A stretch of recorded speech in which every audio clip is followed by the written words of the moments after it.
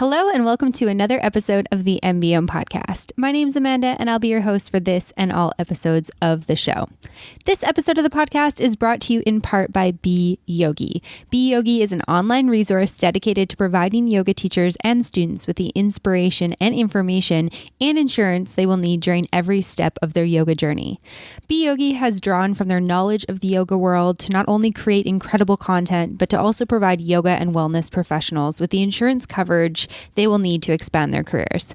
And I don't know about you, but I know that I run into a lot of places that won't let me teach or offer anything if I don't have insurance. So this is definitely something that if you don't have, you'll want to get. And they have an incredible things like online teaching coverage. So no matter what style you're teaching or wherever you are in the world, give yourself a little peace of mind knowing that you are covered should something happen. Head on over to beyogi.com/MBOM, so MBOM, to learn more or to get coverage today. This episode of the podcast is also brought to you in part by Fave Yogis. Do you teach privately? Make payment and registration a breeze. Use the Fave Yogis app to create and manage classes for your personal clients. Life is just easier with autopay. You can forget about remembering to Venmo, or if you're up in Canada, sending an invoice, an e-transfer, or a PayPal, depending on where your clients are in the world. With Fave Yogis, you can use autopay to enable repeating payments. This will save you so much time and make things so much easier. You can also keep your calendars in sync. Google Calendar integration automatically updates teacher and student classes when you make changes. It's still just your yoga. Teachers add classes, students add teachers. Teachers and students stay connected. Head on over to the App Store and find Fave Yogis, FAVYOGIS. Use code MBOM and let them know that I sent you. All right, on to today's episode of the podcast. I am very excited to be joined by Brit Kolo from Marketing Personalities. Brit is the founder of Marketing Personalities, and what Marketing Personalities is a website where you go and you select which marketing or which personality you are from the Myers-Briggs personality test. And then from there, you can get an assessment as to what your top marketing strategy is. And one of the reasons that I was really excited to have Brit on the podcast to talk about this is that I'm really interested in how we can learn from one another and how we can look at our natural strengths and the things that we're naturally inclined towards and see how we can work with other people to understand that. And one of the things that's been really beneficial in the work that I do is knowing what somebody's Myers-Briggs personality test is. It's like one of those things that I don't like to put them in a box with it, but it also helps me understand, how they work a little bit. And so this podcast episode will be most beneficial for you if you know your MBTI. So pause this episode and go to 16personalities.com to get your MBTI before you start this. And so the website is in the show notes, but it's the number 16, so 16, and then personalities.com. It's totally free to go and do it. It takes just a couple of minutes to take the test. And one of the reasons that I really like this one is that it has a couple different categories. So when you get it, you'll get something like an INTP or an ENFJ, and it categorizes between, introverted, extroverted, if you are more of a perceiver or a judger, a thinker or a feeler, et cetera, et cetera. And I first did this back in, I think 2012 it was, and I found it to be very beneficial for me. I continue to take the test for free about once a year, and I continue to get the exact same personality. And basically what Brit has done is she studied all these different personality types and studied based on, if this person is like this is something that they'll be naturally drawn towards, and figuring out how to be able to use that for your marketing. So one of the things I'm really passionate about when it comes to the business of yoga is making things feel functional and making things feel like they fit for you. And I think that if you're going to do something in your business, it needs to feel right. And Brit talks all about that. So if you can figure out what your MBTI is, and then you can go to marketingpersonalities.com, you can download her free information to find out, what the best marketing strategies are for your personality. So that's an overview of what we're going to be covering on this episode of the show. I hope that you guys enjoy this as much as I enjoyed recording it, and that you learned as much as I did. And without further ado, here is Brit. Brit, welcome to the podcast today. I'm super excited to be chatting with you. I'm so happy to be here. Thanks for having me. Yeah, absolutely. I'm super excited for this conversation because it's a little bit unique. We're going to be talking about personality types as well as marketing with personality types. So, my first question for you is, can you just give a little bit of an introduction about yourself and kind of your background and talk about how you kind of got into personality types? Yeah, sure. So, hey, I'm Brit. I created this thing called marketingpersonalities.com, and it's a website where anyone can go and find out what their marketing personality type is, and therefore what their best marketing strategy includes based on their Myers-Briggs personality type. So, it's very much geared toward entrepreneurs and really anyone who has their hands in marketing. So, I'm starting to get somewhat of a small following of people who don't own their own businesses, but they do marketing in their day job. And so they're finding this self-awareness piece that I'm offering them to be really, really helpful in their day to day. But when I created it, it was really for the entrepreneur who didn't want to feel fake and salesy in their marketing anymore. And it was born out of this realization. At the time, I was a marketing coach for typically female entrepreneurs. We were getting into their businesses. I was helping them strategize and then implement different product launches and different projects that they had going on in their business. And as I was doing that, working with different people, I started picking up on these different personality patterns, and based on what their personality type was, because I would ask it in my first questionnaire that anytime I started with a new client, I would ask them in their new client questionnaire form, what's your personality type? Because I've always been interested in it. I have a little background in Myers-Briggs information, and so I was just always fascinated. And I thought if I gathered that information, I would be able to coach them better. Just right off the bat, there wouldn't be so much of a lag between us getting to know each other and then me being able to really know what kind of coaching style they were going to respond to. I would kind of jump over that lag and just get right into it, which was true. And then knowing their personality type, we wouldn't talk about it. Back then, we didn't talk about it. It was just something I knew in the back of my mind. And I started realizing that certain types would be really excited about certain marketing tactics that I would present to them or suggest to them, while other types would be excited about different things. And, just over time, I started to put those pieces together and then realize, honestly, and I say this, and I think it kind of annoys people, some people, because they're like, what do you mean? But I really feel like the whole thing, the marketing personalities realization, it was really birthed through me. Yes, I was the kind of person to ask about personality types. And yes, I was a marketing coach. And then boom, one day they came together and I was like, whoa, there's something cool here. But it really did feel like it was just a big, huge light bulb that was given to me. And I looked at that thing and I was like, okay, I can bring that into the world. Universe, you want me to do that? Okay, I'm showing up for it. And I did it without a whole lot of struggle or resistance. And that's why it felt like it was just very much birthed through me. And now it's off on its own, doing its thing. It's the website. You can just go to it, find out what your best marketing strategy is based on your Myers-Briggs personality type. And you don't have to go through me to get that anymore. You can just go there and find out. So yeah, that's kind of the short story, I guess, and kind of cool. Yeah, I think that's really neat. The first time I did my Myers-Briggs was, I think, like 2012. I was working full time at the university that I actually studied at. And I worked in the executive education department as a marketing coordinator or marketing and program coordinator. And one of the offerings that we had was an emotional intelligence, like day-long course.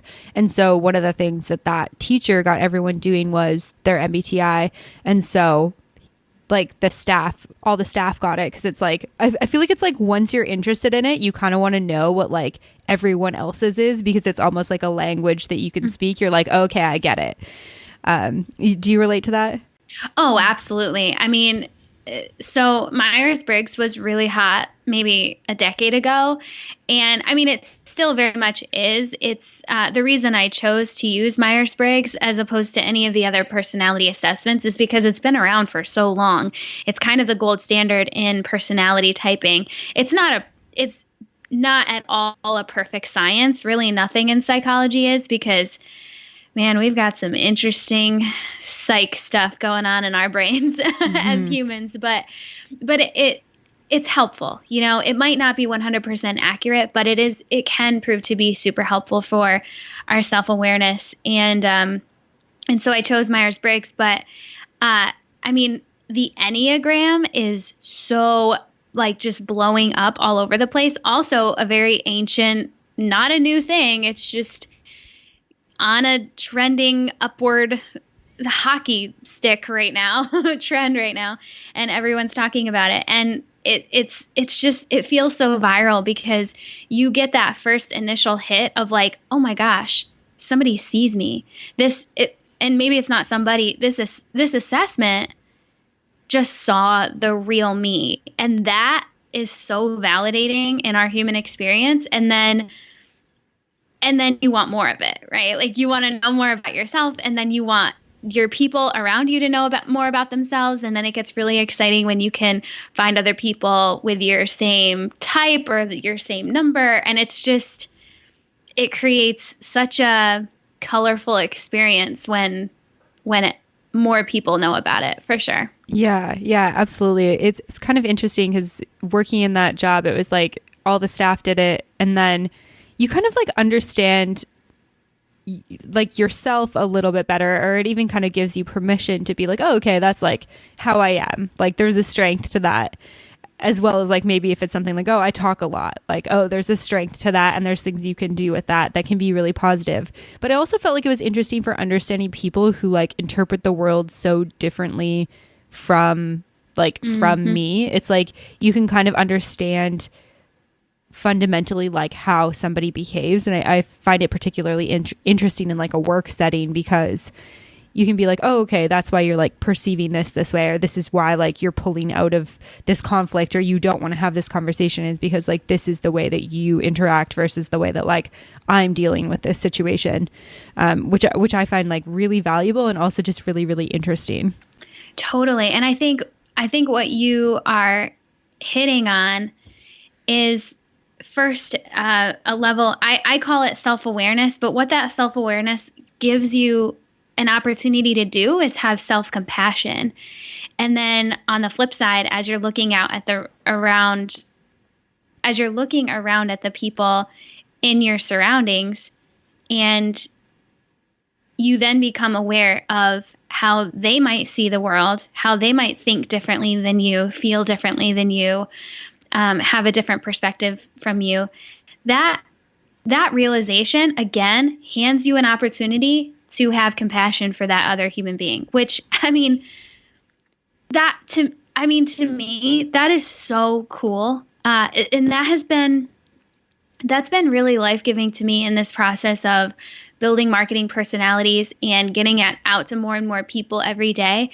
It began, and it still remains, to be a tool that allows you to feel good as you're marketing your thing. And some people will hear that, and I get emails about it and messages and stuff, but then they give it a chance and they're like, oh, okay, I get it. Some people will hear that and say, well, okay, yeah, it might feel good to do, but is it actually going to work? And my answer to that is, yeah, it's definitely going to work, because when you show up feeling good, your audience is going to feel good. When you show up feeling fake and salesy, your audience is going to pick up on that fake and salesiness and not be attracted to it. I mean, we've all done this, right? We've come in contact with somebody that just felt whatever that adjective is. It's pushy, salesy, fake, a little awkward, a little just like get out of my business kind of stuff, and you're not attracted to that. Like you're just that repels you, and so if I can show you what is going to feel good for you, and then you put that feel good marketing strategy into play, your audience will feel good about that as well. They're going to see that you're showing up as the true you, and they're going to trust you quicker.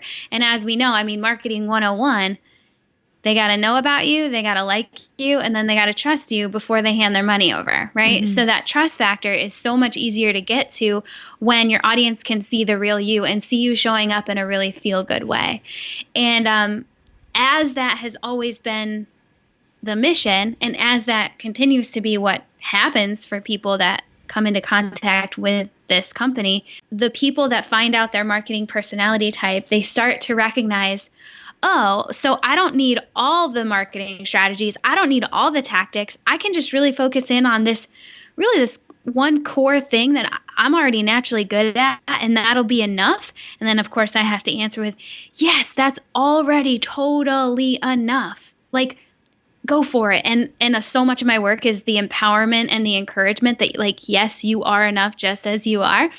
And then as they start to get that, the next thing that they start to realize is, oh, so everybody has their own kind of thing. Everybody has their best marketing strategy. And while I'm over here really loving to get behind a mic and do podcasting and have conversations with people, that doesn't always feel great for everybody. And so while it feels good to me, I can totally allow Sam over there, who is just on fire about Facebook ads, to just be on fire about Facebook ads. She doesn't need to come over here and do podcasting, and I don't really need to go over there and do Facebook ads. We good. Like, we're totally fine, and we can still support each other and not have similar marketing strategies. It's all good because we've got compassion for one another and compassion for ourselves, and we're all totally enough. Yeah, I love that approach, because I think there is kind of this sort of like do more, be on more platforms type thing, especially when it comes to marketing. And like, particularly, like, I work with yoga teachers, and it's like, do I have to be on this new form of social media? And I feel like my thought has always been like, does it provide value to yourself and to your audience? Because if you're resentful of it, like, can you actually show up as who you are? And then do people get something out of that? Because if all they're getting is like, I hate Instagram, then like, do they really get a good vibe from you that makes them want to like come to your classes or buy your products or services? Probably not. Right. And it's always kind of underlying too. It's not like you're getting on Instagram being like, I hate Instagram, but you're getting on Instagram trying so hard to make it work in whatever that looks like. Everybody has a kind of a different idea of what that's going to look like and be great. But because you are coming from a place of, this just doesn't feel good, I don't think I can do this, that's exactly what you're going to get back, right? So let's start by looking at what is probably going to feel good for you, and just focus in on that. And I mean, I did a whole podcast episode about this recently, and it was related to that question that you just said, like, do I have to do Instagram? Do I have to do Instagram stories? Do I have to do video? All these, do I have to? If you have any kind of question about that, related to your marketing, related to your business model, related to your life in general, I really believe that the answer is no. Like, you don't have to do any of this stuff. You can choose to do it, and I'm going to empower you and encourage you to choose the things that are going to feel natural and good for you. Because again, when you feel good, your audience feels good. But the answer is always no, and that's okay. That's totally okay. Like, so I'm the marketing strategist that will tell anybody, if you don't want to be on Instagram, don't be on Instagram. Seriously. You can build a business without there are lots of businesses in the world that do not have an Instagram account. I think like we're in the world of Instagram accounts, so we think that it's necessary, and it's just not, right? So you just take the pressure off and find what feels good. Yeah. I love that. I think that's really amazing. I'm curious, so building out marketing personalities, is there a different type of marketing that you recommend for each of the MBTI personalities, or like, how does that actually work? Like, how did you create that? Yeah, so there are 16 different personality types, and there are 16 different recommendations that I give to each individual type. Some seem a little similar in at first glance, but there are still nuances between the suggestions, and I can accurately say that all 16 are pretty different. I mean, because all 16 types are pretty different. If they weren't, they would be their own, like just one type, right? So yeah, we get granular. Yeah, that's really cool. How did you, so I know you've like studied this quite a bit, but I'm curious like what the actual process was for building that out, like studying each type of personality, working with those types of people and then being like, okay, this is like the type of stuff that they're really drawn to. Yeah, so I started by having a certain number of clients at my fingertips, basically. I was working with a handful of clients and had been working with them for some time, getting to know them, knowing their personality type, and also not just knowing their type, but then validating that the type that they told me was actually true. There's a little funny thing in there where sometimes we self-assess incorrectly.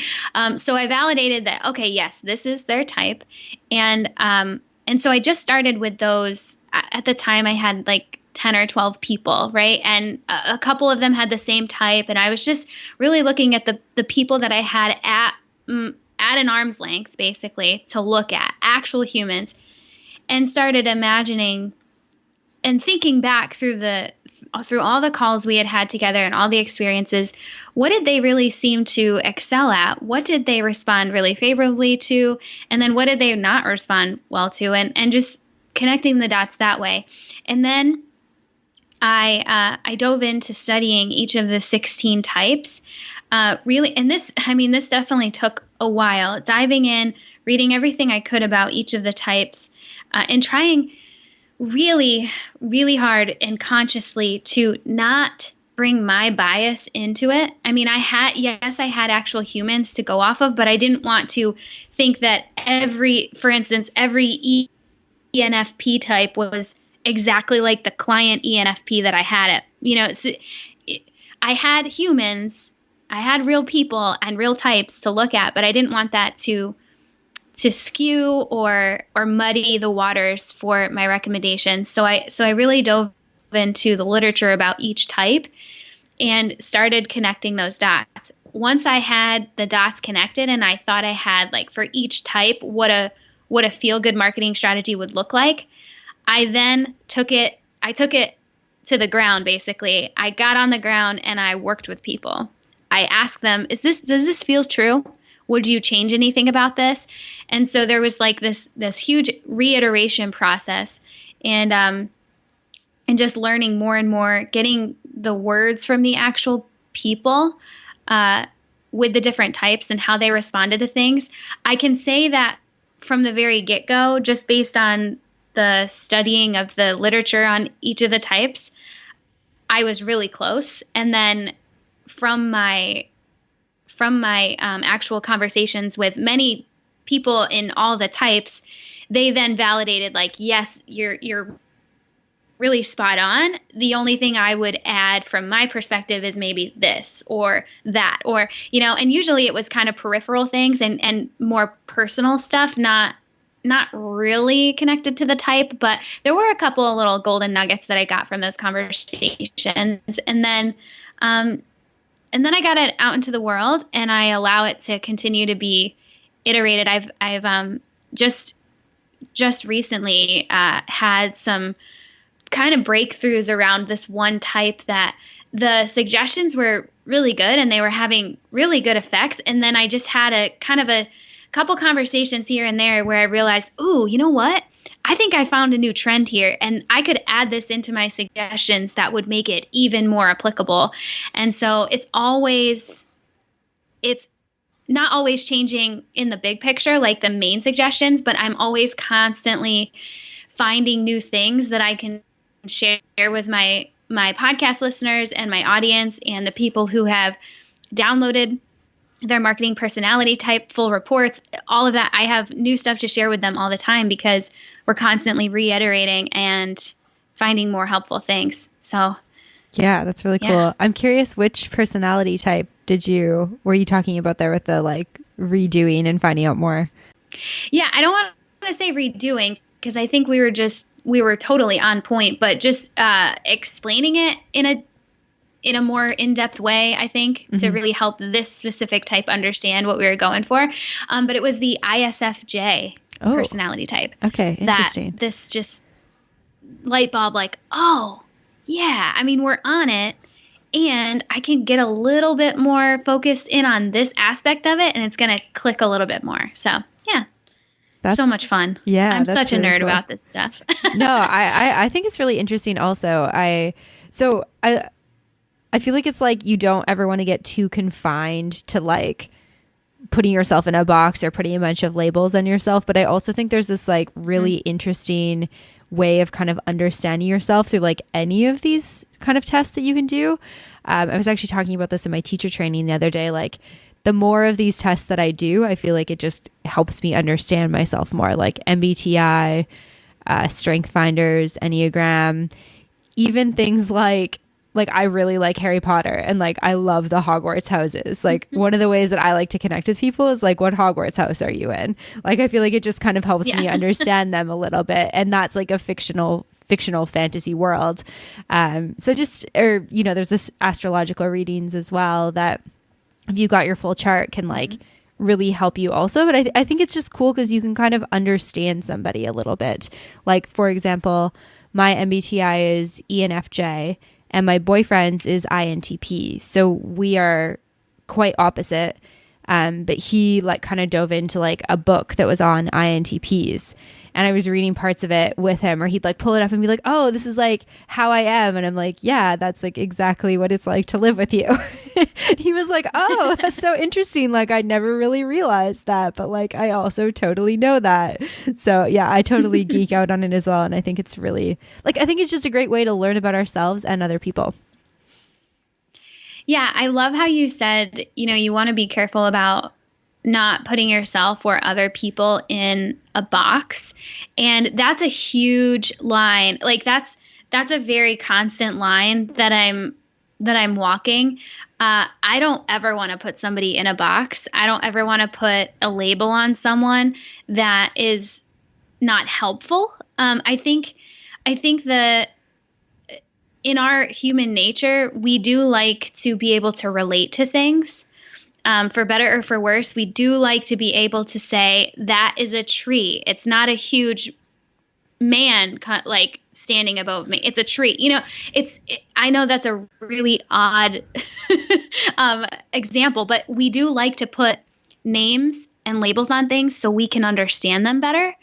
And the same goes for humans. We just want to make sure at any time I want to make sure anytime I'm talking about personality types, it's not in a way that is like, okay, well, you are an ENTJ and that definitely means this about you. Not at all. I never want to come off that way or communicate anything in that way. I want to be like, hey, so you're an ENTJ. Do you feel like that resonates with you? And if the answer is yes, then I'm like, oh, that's awesome, because that probably means you're super good at this. Like it's a really empowering way to go about it. And that's always how I want to approach it.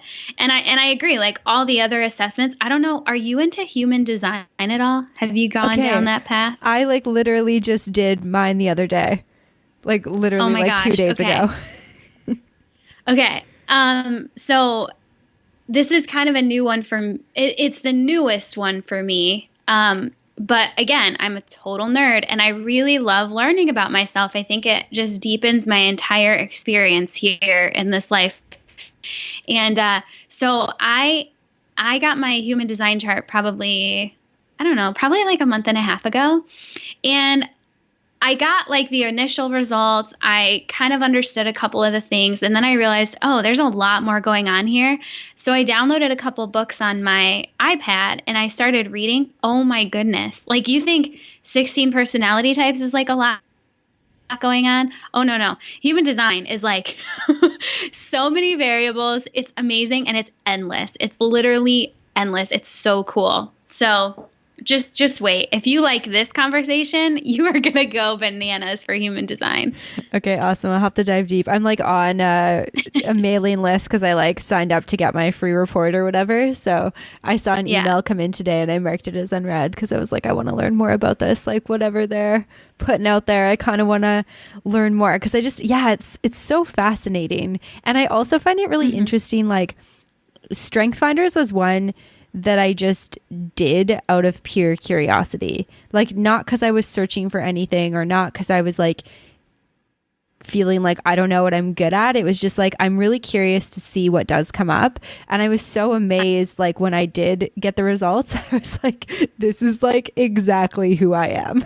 Like to a T. It's like it's kind of weird. Like the internet knows who I am. Yeah. Hey yogis, we're just taking a quick break from the podcast to talk about getting more students into your yoga studio. Are you a studio owner that's working 16 to 18-hour days but still struggling to grow? Or are you a well-established studio with healthy monthly revenue but membership growth has plateaued? If either of these sound like you, I've got the perfect solution. Most studio owners get marketing all wrong. Tell me if this sounds familiar. You're writing blogs, posting daily on all the social media sites, sending out email newsletters, blah, blah, blah. While these activities might get you a new member or two eventually, it will take months or even years before they pay off. You need new members today. Starting in July, Ron Medlin, owner of Rebel of Growth, an agency that focuses specifically on helping yoga studios grow memberships, is hosting the 30 Members in 30 Days Challenge, where he'll show you how to add 30 new members to your studio in the next 30 days.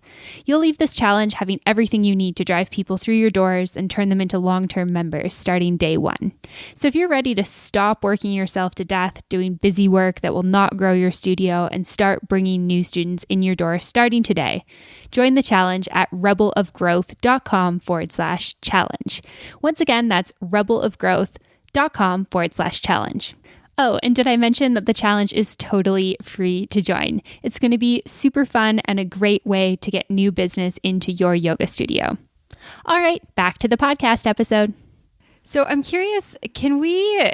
And I know you obviously run a business on this, and this is like, I don't want to give too much away as to what you do, but can we use my MBTI as kind of an example to talk about sort of like what it would be like to like I'm an ENFJ, for example, like what's some of the strategies that I could use for marketing with my personality? Yeah, totally. And this is not overstepping because I talk about this all the time on my podcast and on Instagram and everywhere. Like I just give it out. Like, here, take it, run with it, do what you need to, you know? Cool. So yeah, we can definitely talk about the ENFJ and I want to preface it with just reminding everybody there are 16 different types. So if you're listening to this and you're not an ENFJ and you hear me explain this and think, oh man, like I'm not like that though, so this isn't going to work. Well, exactly. That's because you're not an ENFJ, but there are 15 other types that you can go find out which one you are and find your best strategy. So just like to preface that because sometimes it's kind of hard to remember that, especially if you've been like running or, driving or something like that. So ENFJ, I know this personality type super well because I'm an ENFJ too. So nice. I can speak to this one. Yeah. This one has been my most difficult one to, I don't want to say difficult, but I had to be really careful about this one, especially because I am it and it is me. And so I needed to be super unbiased and hands off at really creating this one. And I did extensive research and extensive checking with other ENFJs before I pushed this one out. But okay, so an ENFJ, what I know about an ENFJ is that they are mission driven. If there is not a very clear why behind a project, a job, a post, you pick it, you name it, and it's not a why that you really can get behind, you're not in it. Like it's just you feel like it's a total waste of time. If you cannot pinpoint why you're doing something, you're out. And you also tend to be a really natural sharer of the good word or a good thing. And I talk to ENFJs all the time, and they're like, wait, really? I do that? And the answer is always like, oh, yes, you're so natural at it. You don't even realize you're doing it. When you find something good, you love it. And then you automatically think, oh, like this person needs this too. Like she needs to know about this. So you'll like snap a picture of it, send it to her, or you'll you'll have a conversation with somebody and you'll say, oh man, we should have this conversation on a podcast to share it with more people. Right. Yeah, that's like exactly what I do all the time. Yeah, me too. Yeah. I'm constantly sharing, I'm probably sharing like resources more than my friends want me to. They're like, oh my gosh, another podcast episode. Like I don't need another one, but I just can't help myself. And the ENFJ is the kind of the name for the ENFJ. All the types have their own little names, and an ENFJ is also known as the protagonist. And so we don't mind the hero role. Hero role, we can step into that pretty well, pretty naturally. We might resist it a little bit, but we like it. But in a way where we're not necessarily the spotlight hero, but we like to be the guide, and not just like, but we are really skilled at being a really phenomenal guide and mentor to people. And so rather than showing someone exactly how to do something, for instance, we'd rather come alongside and say, okay, I see that you're struggling to figure out how to do this. Have you thought about looking at it from this angle? And then the person will look at it from that angle and they're like, oh, I know how to fix this. So, so we like to ask those really good questions to get the student to find their own answer. Does that feel right to you so far, Amanda? Yeah. It's kind of weird actually. And I never actually, when you first said sharing, like you share a lot, I was like, do I share a lot? And then you're like, you're that person who like always has something to share about something, or is thinking about like, oh, I should tell this person about this thing. And that's like, I feel like I'm having dinner with friends and I'm like, I have like 7 book recommendations for you. I'm going to change your life with these book recommendations. People are like, how many books do you read? I'm like, I don't know. I just like to have a book for all the different things that you might need, or like a podcast episode or something. Exactly. Yeah. So from that place of sharing, from that place of guiding and mentoring, as opposed from a place of commanding or just like taking the torch and going whether or not somebody follows or not, we take that stance of guide and mentor. And because of all of this, our best marketing strategy usually has us speaking with people. So we tend to be pretty good at speaking. So, hey, 2 ENFJs, we're behind the mic right now speaking with each other to you, listener, like, hey, that's kind of meta. So we tend to be pretty good at speaking with people, not at people. And I don't know about you, and this isn't every ENFJ story, but it definitely is mine. When I was younger and not as mature, I didn't really know the difference. And so sometimes to get people to do what I really saw to be the answer, I would speak at them and become a little bit more a commander, which is a whole other personality type. And it never really worked for me. Like, I would try, but it never actually worked. And that's because it really wasn't in alignment with who I really was. And then finally I matured and realized, oh, I can be more of a coach here than no, you got to do it this way. 1, 2, 3, just follow the steps, for crying out loud. That's kind of how I used to try to do things, and that did not work. And then I matured and realized that my strength is really being, yes, the expert, and speaking with people.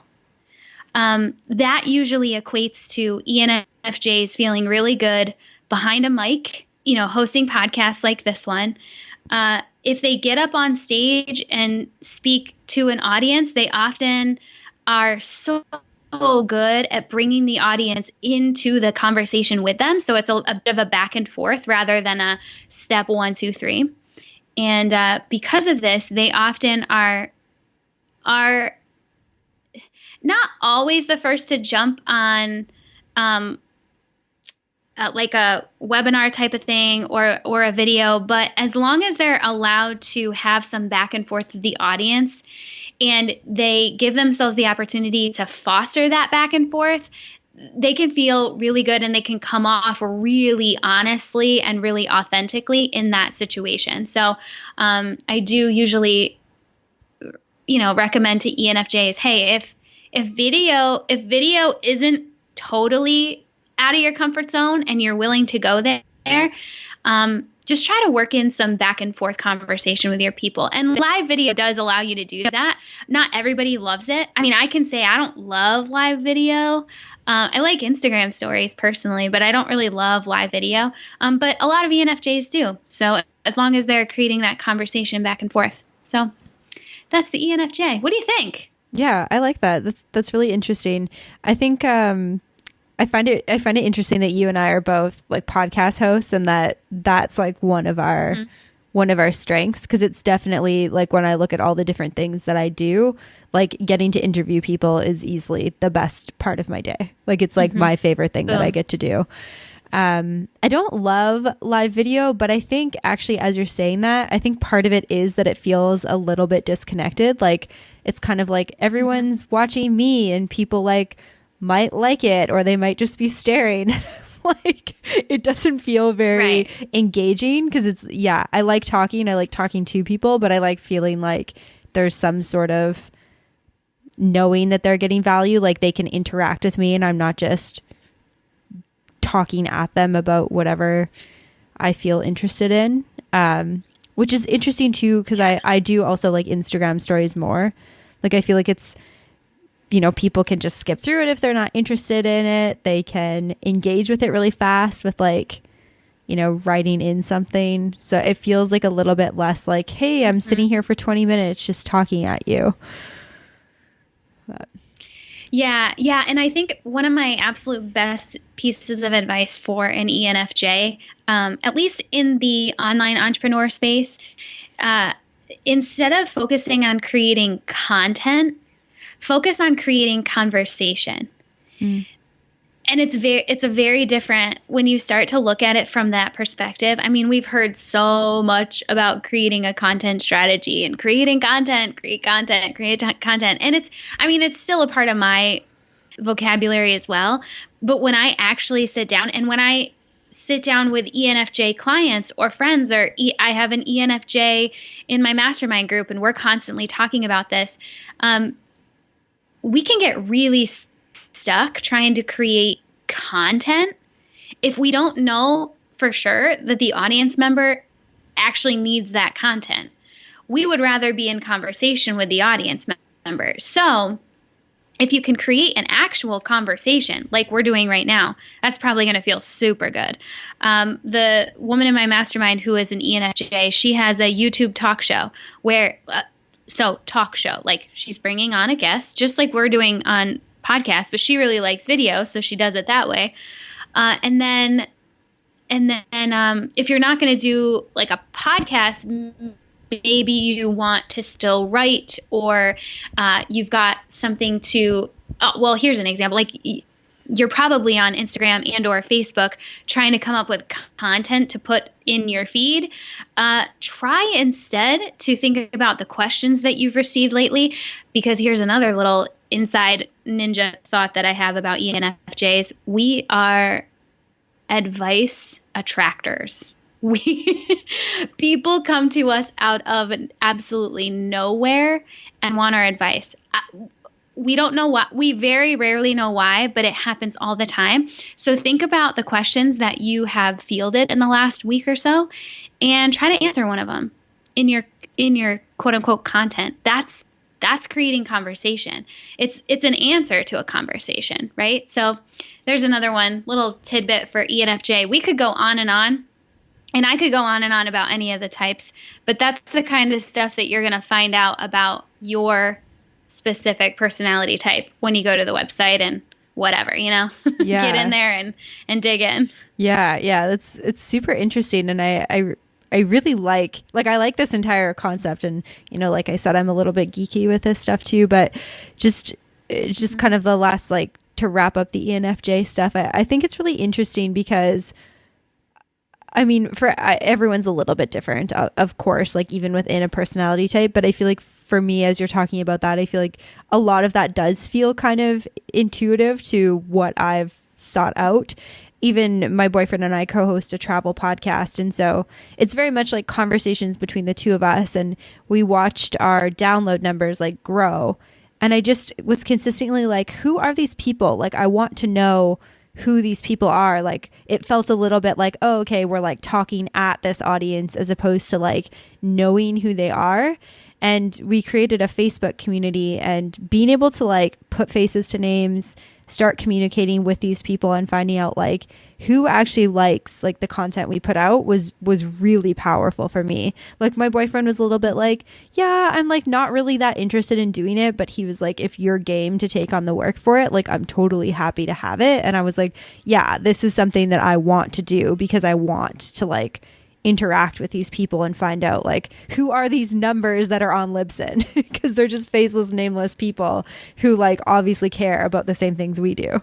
Yeah. Oh, that's really funny that you just hit on the fact that as the INTP, he wasn't super into it, because I wouldn't expect him to be. But good for him for being hey, if you're into it, you're going to do most of the work. I'm game, that's adorable. That's him really trying. I don't know the guy, but if he's truly an INTP, he's trying, girlfriend. Yeah, no, he's trying. He's done a lot of understanding himself too, which I think has been really powerful. But yeah, we're so opposite in a lot of ways, but we also obviously work together quite well. But I always find it interesting because there's times where we both catch ourselves. I'm why don't you just do this? And he's that's not how my brain works. And then he'll do the same to me. And then we're oh, right. We think a little differently. Let's try to understand the other person. So yeah, if we were all the same, so it'd be beautiful. pretty boring, right? So boring. Oh my gosh, yes. If everyone was okay, let's just make videos and have conversations. We need those other personality types to come in there and not just create other marketing strategies, but also to just challenge us on the things that we don't think about naturally or that we're not naturally attuned to. 100%.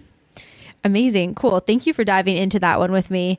I'm curious, is there any other sort of tips, thoughts that you want to share when it comes to thinking about your personality type and marketing? Yeah, sure. So I think the two things that I really find myself repeating over and over, not to anyone's fault, it's just, this is the stuff that we're not necessarily conditioned to believe in right off the bat. And so while it's really fun to find out more about yourself, that's great. That's totally fine. Find out what your Myers-Briggs personality type is. Find out what your best marketing strategy is. Yes, that's very attractive. And then you got to put it into play if you really want to see how it can work.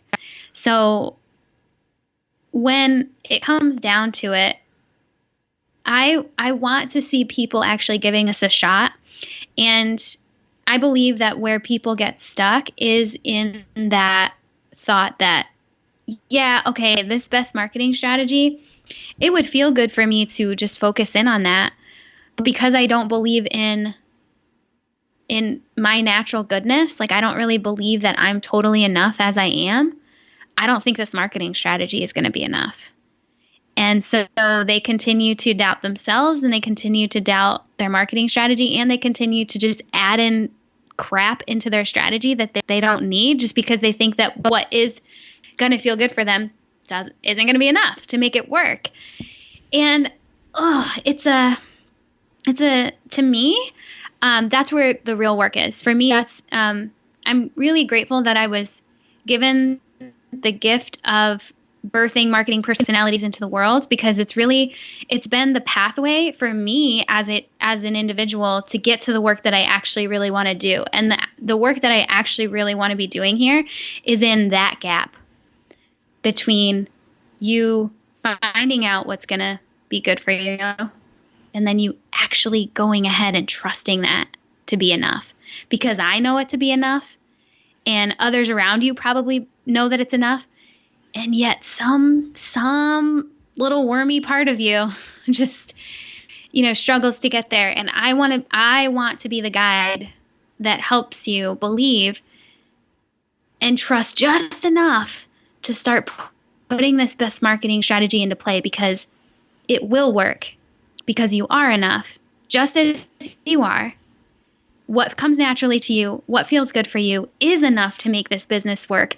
Not just work, but reach your absolute biggest dreams for the business or company that you're building.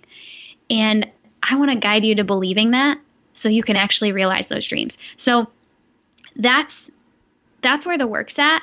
That's where I am to come in and support you after you get super attracted to this idea and you're like, oh, this is super cool. And yeah, it is super cool. And then, oh, girl, guy, believe it. That's the necessary final step. And then you're just flying. I mean, I'm seeing it now that marketing personalities has been around for a little while. I'm seeing it more and more, these people who struggled to believe that this one focus could be enough to take their business to the next level, and then the next level, and then to beyond and beyond and beyond. They struggled initially, and then they trusted it, and they went for it, and they focused, and they got rid of the things that were never meant for them in the first place, and they just zeroed in and leaned into what really felt good for them. And now they're getting those results that I knew that were possible for them. And it's just fueling my fire. It's just so fueling my fire to, for me, get on more podcasts, get on my own podcast, get on more stages with a mic in my hand and talk about this stuff, because it's growing businesses that are incredibly powerful in the world. And it's this huge ripple effect where someone who has this calling in their heart to do this work that they are so on mission to do, and then you give them the encouragement that they need to actually go do it and achieve that dream of theirs. And then as they're impacting other people through their business, more and more people get impacted. It just blows my mind. And it really starts, that brilliance really starts after you find out what your best marketing strategy is, and till the day that you actually trust it and put it into play. Like, that could take an hour, that could take 24 hours, that could take 24 years. I hope it doesn't take 24 years. I'm here to kind of like speed this process up and give you like the boost you need to just let's go here. But yeah, that's where the real work is, and that's where I'm at, and I love it. Like, if you can't tell, like, yes, I love personality types, and yes, I love marketing. What I really love is that this company is giving me an opportunity to work in that gap, because that gap is so rich and so good, and there's so much life on the other end of it. So yeah, that's what I'm here for. I love that. It's really cool to hear like how passionate you are about it. And I think I love everything that you said. I think believing in ourselves is really important. And I think knowing too that sometimes it's not like, it takes time to work at these things and hone these skills. Like, even if it comes naturally to your strengths, it's like, if you've never like hosted a group session before, like, it might feel a little rocky the first time you go to do it, but every time after you do it, it's going to feel better and better. And we do really have to trust that we are enough. I feel like that's big work, right? Like, that's society as a whole needs to sit back and be like, I'm enough. What I'm doing is enough. It's a big one for sure. It is. And I also love like actually implementing it. Yeah. And I think that's, it's like, getting kind of an answer to this type of thing is not just enough. You do still have to take action on it.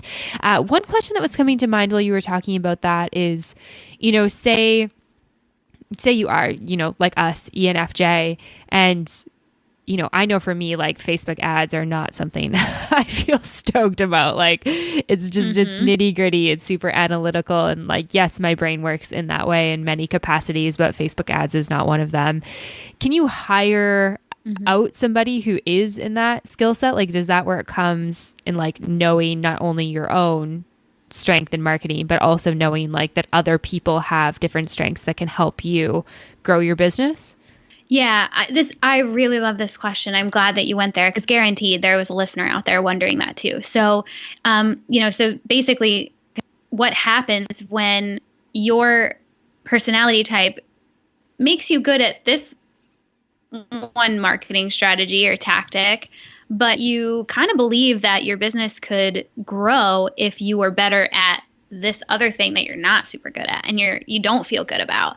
Well, my first advice is to really make sure that your business actually needs that tactic. There's a lot of BS out there telling you that you need all like this thing and that Facebook ad strategy and this video strategy and this whatever SEO, like so many options. I get it. Make sure that you're super clear-minded when you are saying that this strategy won't feel good for me, but I still believe my business needs it. Like, just make sure that that's true. And then if it is true, because I've definitely come up with this on my, in the structure that my business is in right now, I've definitely come up to this and I'm working through it with various people in my world right now too. If it's not going to feel good for you and your business genuinely needs it to grow and thrive, you have a couple options. You can hire it out, or you can choose to go into implementing it yourself, but with a whole other level of grace, like whole other level. You are not going to expect yourself, ideally, you're not going to go into learning how to do Facebook ads because your business needs it, expecting yourself to do it as seamlessly, as naturally, and as well as you would do speaking on your podcast. Like it's not, right? It's not going to feel good. And so you're not going to expect perfection out of yourself when you do that. And then you got to weigh kind of those options, right? Like, is it really worth me not feeling good and then not getting really probably the results that I want and accepting kind of less than perfect in this arena? Or is it better for me to just simply outsource it to someone who has the brain and the capacity to do this thing that doesn't feel good for me? You got to weigh that. And I can't tell you what the answer is there. I can tell you from my experience, and I have a great example here. I'm an ENFJ. You're right. Facebook ads, not our jam. Like we can strategize stuff and we can kind of see how things work, but we are going to get ourselves very stuck in the mud if we just go into Facebook ads manager and try to figure it out. Like, I mean, we can figure out the parts, but our brain, our soul, our body, like it's not, we are not the best one to figure that out, just straight up. And I'm an ENFJ, so I'm saying that openly. So I knew that going in, and I also knew that I really wanted to experiment with how Facebook ads could benefit marketing personalities. And so what I chose to do, I asked my absolute best mentor, who in your world would you recommend me learning Facebook ads from? Like, who do you think is the cream of the crop? Who could I learn from? And my mentor gave me the name of Amanda Bond, the ad strategist. And I said, okay, if she's your absolute best person, I'm going to go see how I can learn from her. I'm not going to expect myself to love this process.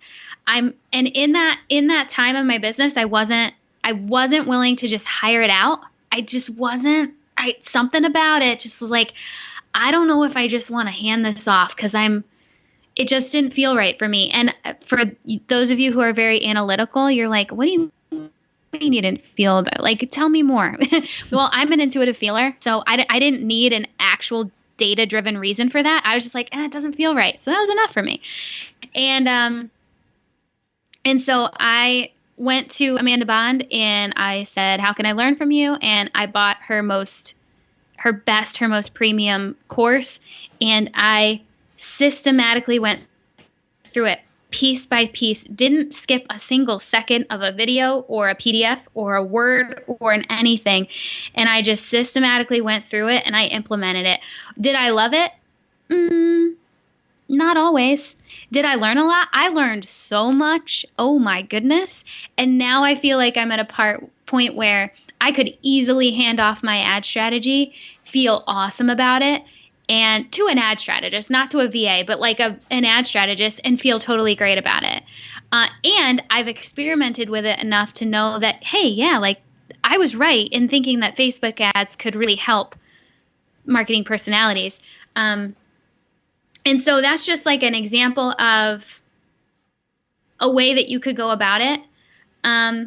And just tread lightly. I mean, really. And also, as I was doing all of that, all the Facebook ads, I wasn't banking on them to work, honestly. Like I went into it, I invested in the course, and I wasn't expecting them to work like brilliantly. It was just an experiment, really a side experiment to the main strategy that I was still putting in my best energy to, and that was my speaking, my podcasting and my speaking.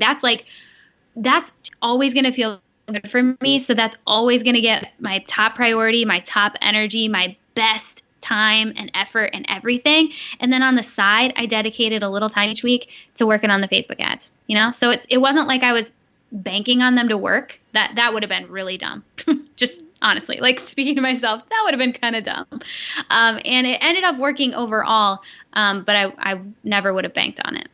Mm-hmm. I really like what you were talking about there. Like, I love the idea of kind of like sifting through all of the like mass media on the internet that's like, if you're not doing this thing, you will not be successful in your business. Yeah. Because I feel like that's BS. Oh, it's just like, I mean, it's exhausting, really. Like so exhausting. Like you just feel like, oh, I have to be doing so much. And, it comes back to this, like, I'm not doing enough. And then, something I've been working on in my business lately is very much like, okay, close your computer, do nothing, take a weekend off. Like everything will not implode. Like we need this. We need it physically. We need it mentally. Because I feel like there is this sort of like societal go, consume, do. Like it's all these other things that we should be doing. So I really love, like for me, I hear a lot of like hone in and simplify a little bit. Like look at what you're really good at based on who you are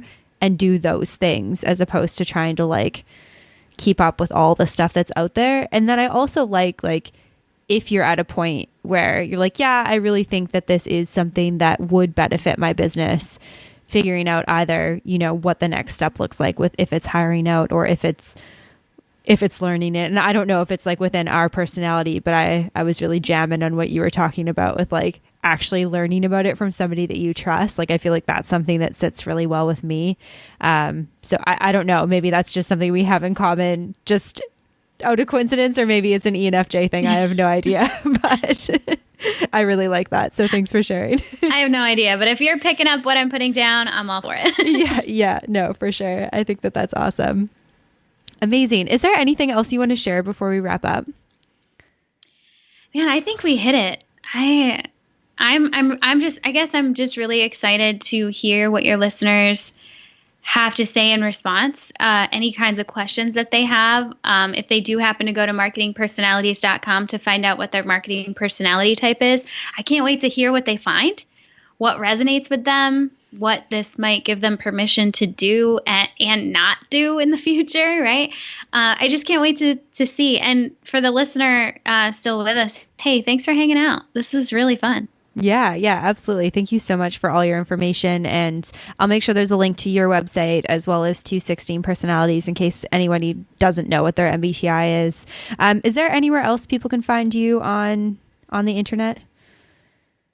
really the main place to go right now is marketingpersonalities.com. That's where to start. And then if you want to come hang out with me on my favorite Instagram, I'm at Marketing Personalities. Okay. Super easy. Amazing. Thank you so much, Brit. This has been awesome. Yeah, thanks for having me. All right. I hope that you guys enjoyed that episode of the podcast with Brit Kolo from Marketing Personalities. Head on over to marketingpersonalities.com with your MBTI results, and you can find out what your marketing strategies are. And just quick, Brit and I recorded this a couple of months ago. So basically what I did is I immediately hopped off the call. I went to her website and I looked up ENFJ, and sure enough, she had given me a lot of the information. I signed up for free to get a little bit more information, and I actually found it so relevant for me that I paid for one of her programs, which is like $39, to get a course on how to actually maximize marketing for ENFJ. And more so than anything, I found it very, very relieving to kind of free myself of this idea that I should be doing certain things in my business, or, I should be enjoying Facebook ads. And I just feel like that gives a whole other element to the marketing side of running a yoga business. It's like a reminder that we don't have to be necessarily doing these things that don't feel like they're serving us. We don't have to be punishing ourselves to put out a podcast every week if that doesn't serve us, or to be going on Instagram Live every single day. So if you've been struggling with the marketing side of your business and figuring out what really aligns with what you want to do, I would definitely recommend this. So again, 16personalities.com is where you'll get your MBTI results. And then from there, you can go to marketingpersonalities.com. I put links to all of this in the show notes at www.mbomyoga.com. As always, you can find me on Facebook and Instagram at Mastering the Business of Yoga, and you can join the private Facebook community at Yoga Business Badasses. Just search it in the search bar, answer the questions, and I'll let you on in. All right, that's all for this week. Thank you so much for listening, and I'll see you next week. Namaste.